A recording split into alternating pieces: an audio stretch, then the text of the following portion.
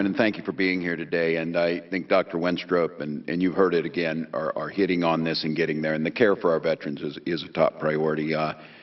Mr. Collard, I thought you have brought up some really great points. And I see the books you're there. And I always think in our office, every new employee reads good to great. And we talk about this idea of organizational design and system performance and trying to get there. And this was a description of a high-performing medical institution. Multidisciplinary teamwork, physician-led governments, and patient-centered culture. Is it about that simple? They get to it. Now, they followed up. This is Commonwealth Fund. They followed up. I don't want to bait you on this. They followed up with this. Information continuity, care coordination and transition, system accountability, peer review and teamwork for high-value care, continuous innovation, and easy access to appropriate care with multiple entrants into the system. That's where they went on with. Yep. The data that I've shared with you today comes 100% from the Commonwealth Fund site, whynotthebest.org, so I would concern. And at the risk of being oversimplified, yes. Very good. Mr. McLean, do you agree? You see that? No, I don't have any comments. All right, that's good. And you see it. And I bring this up because we've got to believe we see this, and it's not as if Jim Collins is all of a sudden the VA. They've read it, they've seen it and everything. And what I'm trying to get at is how do we incentivize that? Dr. Wenstrup brings it up. I think we all agree with that on how we try and get there.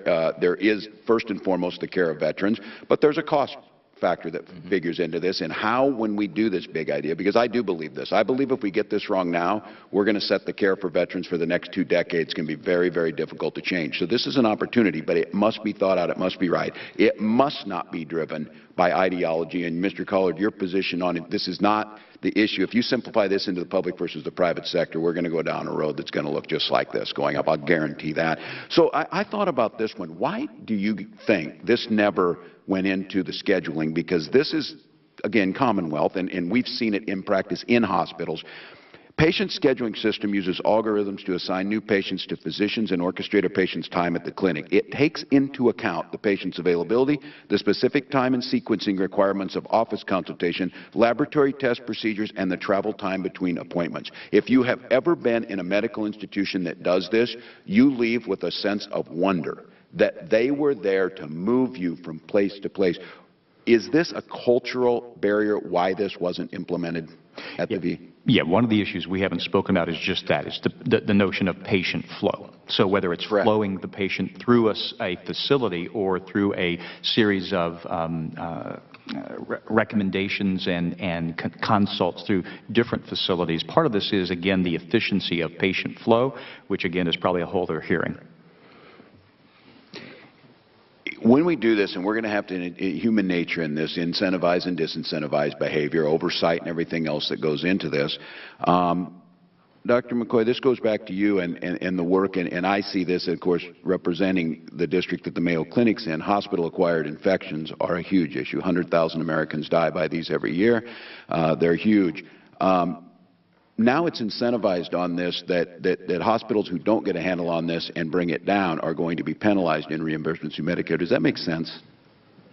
Well, it makes absolute sense. And the data beneath those incentives and the outcomes with which are just irrefutable. If you take a look at a patient's perception of a hospital's responsiveness while the patient's in the hospital, there's almost a linear correlation between the patient's perception. We get hung up on that sometimes because, well, it's just perception. How does the patient know how really good we are? And yet when you pull the data from the CMS website across 3,900 facilities, you see a linear correlation between patient's perception and the actual cases per 1,000 patient days of vascular catheter-associated infections, stage 3, stage 4 pressure ulcers, and poor glycemic control. I was just on that site today. Why do you think it took us so long for the private sector and states to be willing to put that information up? Well, now that we can see it as a consumer. Actually, it's our own kind of perversion to the data. When you go to the CMS website, you take a fork in the road. You either go to the experience or you go to the quality, and in fact, it's the very same data set.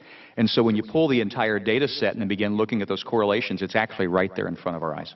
How do we meld VA's experiences into that? Because it does seem like we're on two parallel realities here on reporting and experiences and things like that. What would be your suggestion on how those two are melded? Well, we won't suffer from a shortage of data, that's for sure. It's a matter of how we bring the data together. So it's the ability to bring some organizations. If you go on the Commonwealth Fund site today, you'll actually be able to pull 83 or 84 VA hospitals that actually submit that data. That's right. That's what I was just able to do. And I just ran the custom report prior to the hearing to make sure that you know, we had a good current sense.